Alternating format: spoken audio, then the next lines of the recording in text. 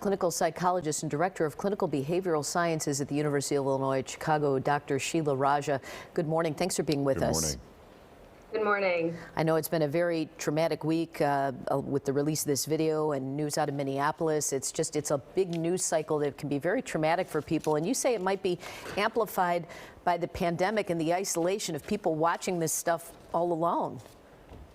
Yes, many of us are spending more time online, and so I think the pandemic puts us at particular risk because we're watching this footage again and again. So we really have to balance keeping informed with re-traumatizing ourselves. You talk about the concept of becoming emotionally numb.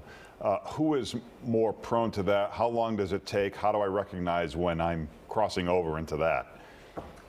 Well, I think the problem happens when we watch this stuff again and again and we become so traumatized or so desensitized because we're so overwhelmed that we become numb. We stop feeling any emotion about it. And that really works well in the short term, right? Because we can go about our day.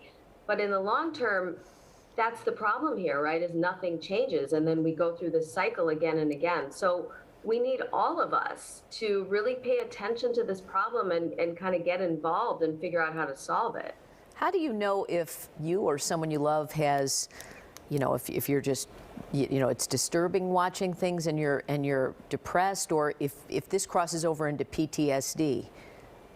Well, I mean, you can watch it. You can watch this stuff to stay informed. I would say watch it once and process your reactions. But if you are having trouble eating or sleeping or functioning at work, then, that's sort of crossing the line. And so we really do have to kind of walk a line right now where we need to stay informed, but we also need to stay, taking care of ourselves, but in a way that we can actually make changes in our community and in our country right now with all the gun violence going on. So does becoming more active, or what some people I think do, vent online, is that productive or is that counterproductive? Well, I would say venting online is just your first strategy, right? The first thing you need to do is take care of yourself, physically, emotionally, and get support. So if you're getting support online, that's one thing, and that's fine. But the next step, which I think is the step that we need to take, is after that, we need to get involved.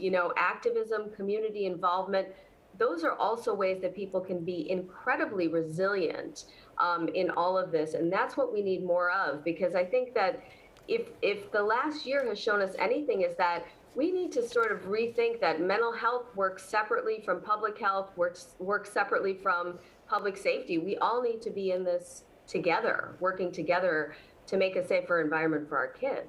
Well, Dr. Raja's book is called Overcoming Trauma and PTSD. It's available now. Doctor, thanks for joining us. Thank you.